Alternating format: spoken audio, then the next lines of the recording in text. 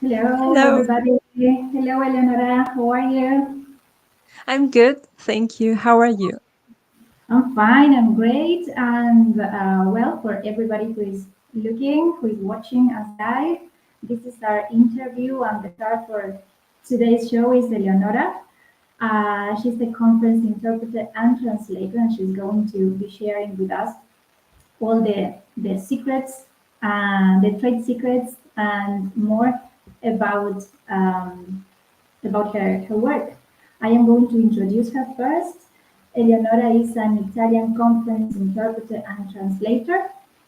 She works with English, Spanish, and Italian. And after gaining her MA in conference interpreting from Forli Bologna University, she specialized in medicine and pharmacology for interpreters and translators at Milan. She has lived in Milan since 2019, where she also works as a freelance interpreter with agencies, companies, and private clients, both face to face and remotely. And well, apart from being a skilled professional, we can testify that she's really helpful, empathetic, and flexible. We had a very nice chat to organize this interview, so thank you very much, Eleonora, for that. And Thank you. you are also holding your own webinar this 21st of February. So we would like to remind you all that Eleonora will be there with her webinar, and that's great. So she's going to tell you more. Yes, this interview is just the beginning. So remember this 21st February at 6 p.m. Central European Time. The webinar is going to be held in Italian. Yes, so it's Yes. um, mainly for Italians. So well, now you can tell us a little bit more about yourself, Eleonora. How do you work as an interpreter in Italy? How can you become an interpreter in Italy? Mhm. Thank you for the question and thank you for having me. So, as you said, I am Eleonora and I work as a conference interpreter and as a translator, both on site and remotely. I'm from Lazio in Italy, but I've lived in several cities, such as Forlì near Bologna, where I studied, Bath in the UK, Seville in Spain, and now I am in Milan. And the languages I work with are English, Italian, and Spanish. And my fields of specialization are medicine, pharmacology, psychology, B2B events, and feminism. But I regularly carry out assignments in other areas as well. It can be marketing, food and wine, technology, fashion, religion, everything. I Well, am an ANITI qualified member. ANITI is the Italian National Association of Translators and Interpreters. And as you said, I work with companies, agencies, with schools, with remote interpreting platforms, and also private clients. On a personal note, I can say I like animals, I like Italian food, and I'm completely in love with the Spanish language and culture, especially the south of Spain, Andalusia. And the other question, I think it is the $1 million question, um, the question about becoming an interpreter. I don't know in other countries, so I will be mainly referring to Italy and the Italian market. In Italy, many people like interpreting and dream of becoming an interpreter as well. And I think there are several ways of achieving this goal. But the easiest way to become an interpreter, I think, is to study linguistic mediation or translation and interpreting at university for your bachelor's. And then you can carry out with a magistrale, which is a 2 year master's degree in conference interpreting in Italy. And there are many universities. As you said, I earned my master's in conference interpreting from Bologna University 5 years ago. And I'm quite happy with it. And it was actually my dream to study there. It is one of the most famous in Italy and most recognized abroad as well. Becoming an interpreter is a lifelong process, though. So, earning your master's in conference interpreting is just the beginning of your career as an interpreter. It is extremely important to build an online presence in order to get your first clients and your first assignments. And you also have to continue honing your skills. So, both interpreting skills, but also language skills, even in your mother tongue.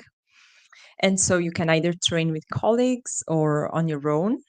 It's also important to specialize in some fields that you like the most or you want to work the most. As we said before, in my case, for example, I moved to Milan to study for a specialist master's in medicine and pharmacology for interpreters and translators.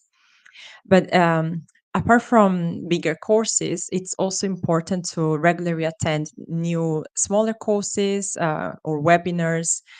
For example, I particularly enjoyed TranslaStars webinars on SEO and copywriting. There are many interesting, but SEO is something that is really. Yeah, those are my favorite too. Yes, Definitely. I know you're sincere, right? Yeah, And that's so it's important to be up to date in several subjects. And then, in order to start working, I think it's important to do an internship at a translation agency or at a company. For example, you can start working as an in-house translator. I did both experiences. So I first did an internship at CTI, and then I worked as a translator at Freedom Media and also at an international CRO in Milan, so further specializing in clinical trials. But I think the most important thing to bear in mind is that interpreting is a profession that makes you study your whole life for every single assignment. So you have to get used to continuing education. You have to be curious, read or listen to the news very often. This is really important. okay. Right. Wow. Yeah, that's amazing. I really admire the work you do. We all do, I think. And well, my next question is: in what Mhm. contexts, in what events are interpreters needed? Where Mhm. do you perform your work? I think interpreters can be useful in literally every context involving people who speak different languages and need to communicate. It can be during high level conferences, business events, but also in less exciting contexts, for example, hospitals or trials at the police. And this is because interpreters are important to make sure foreign people living in another country can speak and understand everything. So, for example, in medical contexts or at public offices, at the immigration interview, at the police, they are important. Unfortunately, though, in Italy, these contexts are not well defined and there is no official register for interpreters. So everybody could potentially be your medical interpreter at the hospital, even a friend, and this is scary. But by contrast, I have to say that conference and liaison interpreters are more common in Italy than community interpreters.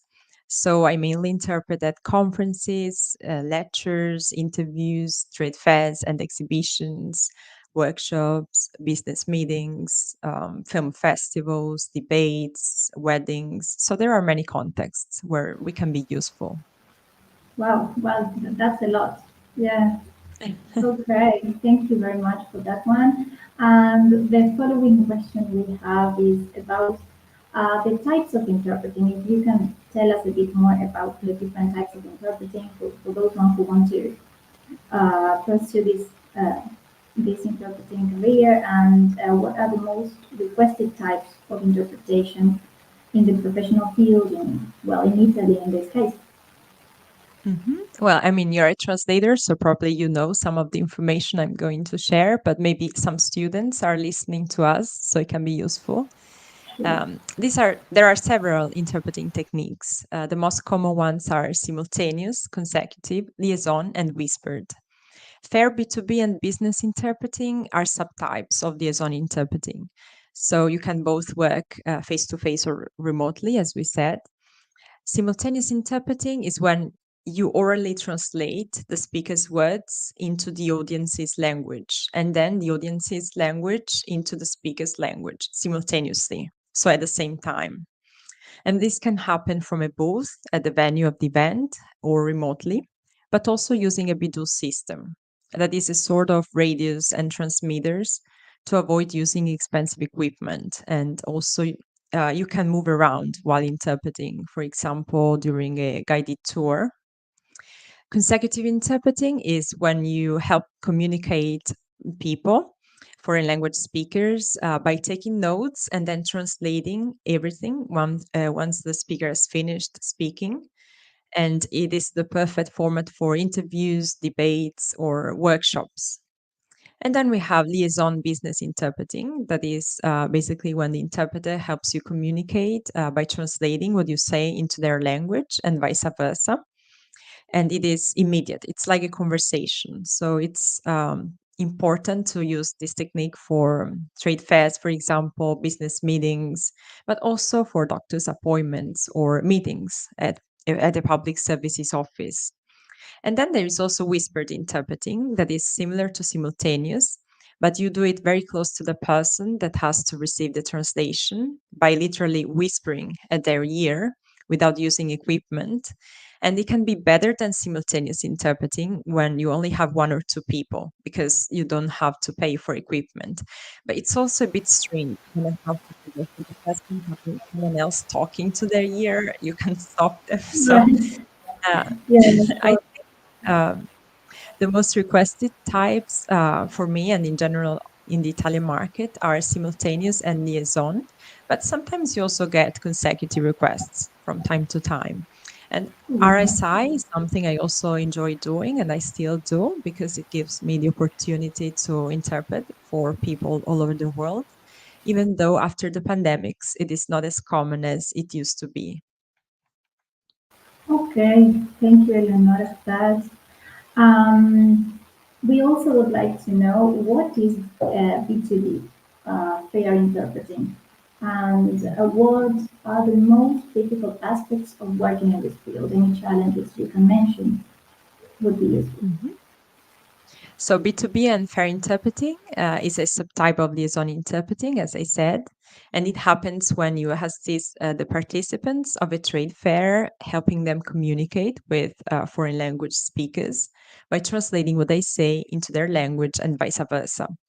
But it's also true that if the speech turns are particularly long, then it can involve doing a short consecutive or a regular consecutive. The interpreter generally accompanies a buyer who has B2B meetings and meetings with their clients, new or potential clients, or can also support one exhibitor at a stand in their communication with business appointments or just people passing by and requesting information. I think I could mention three main difficult aspects that are technicality, speed, and context. So the first refers to specific terms and vocabulary that are used by experts in some fields. For example, I interpreted B2B meetings and I at IDS Cologne, it's a dentistry fair, and it was really, really technical and it required the knowledge of challenging terminology and concepts. So I get angry when people say, oh, fair interpreting is the easiest type. It's not true at all. It depends. But if your client has Is specific that a goals, common belief? Is that a common belief that it's easy? It's easy to do. yeah, but if it depends, but if your client has specific goals in their mind and they have scheduled very important meetings, it's not the easiest, I can guarantee. Okay. Yeah. So it's challenging. That's the challenge. Yes. Um, and what Also, training do you speed is need? important. Sorry. Oh, okay. Yeah, I was finishing up and then yeah, we can Sorry, move I'm to the other sorry. Yeah, question. you No, no, can no. go. I didn't tell you that also speed is important because when negotiations can be tough and tense, you need to memorize things quickly and you have to also Mm. adapt and make notes. And so you don't want to forget details or make mistakes.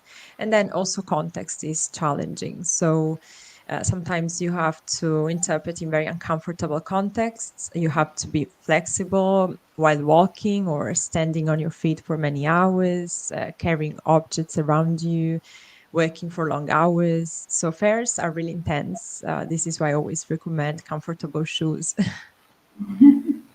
Right. So if we go back to the context, this is part of it. It has its challenges.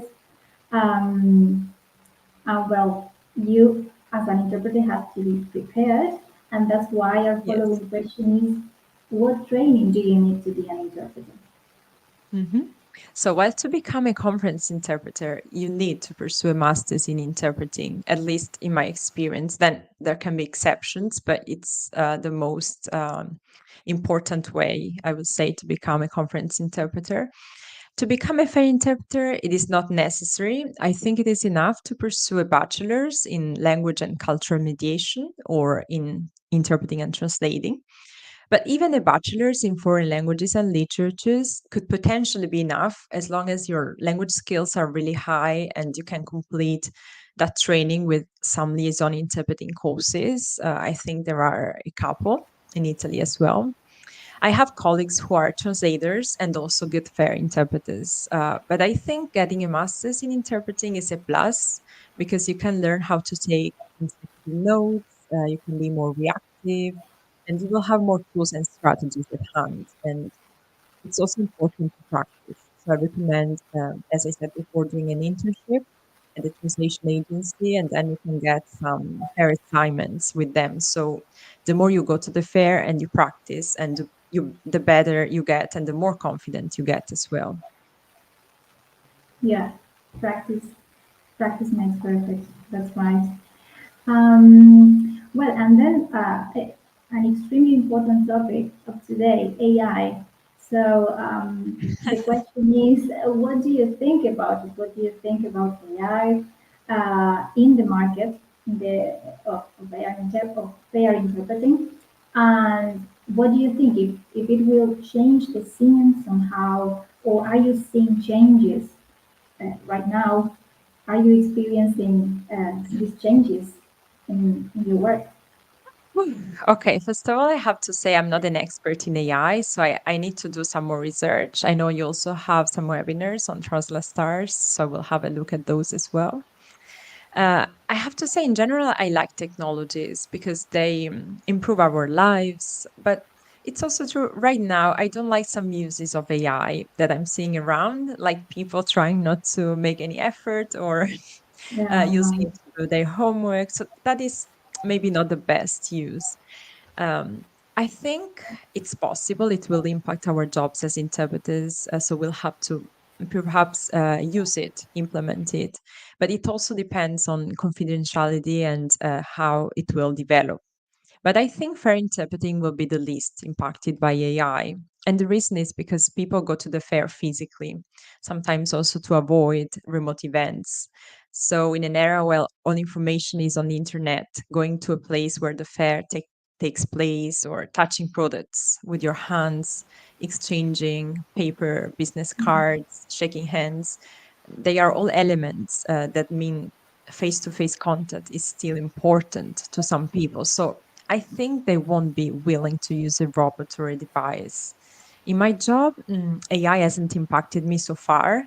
I only remember one occasion at a fair where a person tried to use a voice translator, but my client didn't appreciate it because he didn't want to speak slowly or in a neutral accent. He was from the south of Italy, so his accent was really strong. And then also the device didn't recognize the other person's accent because he was not an English native speaker. So the client was so put off by the device, we went away and there was no business. So I think in the near future, there won't be too many changes, but it's possible that in the future we'll have to adapt and implement this technology as well. okay. Yeah. So um, it's challenging. It can optimize our work, but at the same time, there is still resistance and rejection to Yeah. AI. So it's important to notice that. Um, well, and why did you pick your topic for the webinar, if I am saying correctly? Interpretazione di trattativa B2B in ambito fieristico in Italia. Great Something like that. pronunciation. Maybe your Spanish helps you out there, but yeah, it was really good. Thank you. So I picked this topic because Fair interpreting is one of my favorite types of interpreting, and it's actually the reason why I decided to study interpreting in the first place. So many people make fun of me because they think I didn't need to pursue a master's in conference interpreting for this reason. Maybe they are right, but I really wanted to do it. And then, obviously, after I also fell in love with consecutive and simultaneous. But I also picked this topic because I worked at my first fair as an interpreter in 2017. So I have some experience to share with younger people or less experienced professionals. And I felt like you were offering many webinars on interesting topics, but there was no fair interpreting webinar. And I really wanted people to get as excited as I am about fairs. And I also would like to give them a hand to start off in the market because sometimes they feel really discouraged after studying interpreting. And I wanted to help them through such a difficult moment because it's really hard to start getting your first assignments and clients. And I don't know about your country, but in this respect, Italian universities don't help you at all. So there is a gap, and I think it is worth talking about it at least. So I noticed a colleague already organized webinars with TranslaStars on RSI and conference interpreting. So we needed one entirely dedicated to fair interpreting. Well, thank you so much for that, for enriching us with your knowledge. Um, and well, it makes me really happy to hear that well you love what you do, and that's amazing. So that's why we were talking about Eleonora as an incredible professional, empathetic, and flexible. That's Thank great. So thank you very much for those um, for creating the webinar, right? And for your opinions and sharing them with us. On my part, this is the last question related to the challenges you are facing today, but you already told us a little bit about it. you. And the challenges in the Italian market as an interpreter, specifically in that market. Okay, so as we said before, AI could potentially become a threat in the future. Not for now, but in the future it's possible. But in general, I think historically the role of the interpreter has never been recognized in Italy. So, for example, as I said before, there are no medical interpreters. We don't really have an official register, only professional associations, and this is a challenge. And also, we have the problem of professional intrusion by bilinguals or non professional interpreters who just sometimes want to play at being an interpreter, but they don't have any training. So it's a bit of a problem. I think it's the same with your industry, right? I mean, with translators, the famous quote, having fingers doesn't make you a pianist, and knowing two languages doesn't make you an interpreter or a translator, right? Yes, we always talk about that. You are so right. Yes, Yeah. sure. And as you mentioned also, you need to learn, and if you choose to be an interpreter, then you have to be aware that you are going to study your whole life. You have to be ready. You have Yeah. to learn the techniques. It's challenging. Um, so you need to study to be one, right? Exactly, yes. But I think it's the same with translators, right? You are Yes. once you may So confirm, yeah, you have to continuously study, be up to date. all the time reading, uh, looking terms in the dictionary. So yes, yes, it's challenging. Yeah. Okay, so Eleonora, thank you very, very much for your time, for sharing everything you know with us. Let's remind the audience that your webinar is the 21st February at 6 p.m. Central European Time. It will be held in Italian. So you can enroll to the webinar and learn more together with Eleonora. So she's great. So she's going to teach you everything you need to know if you want to be a fair interpreter.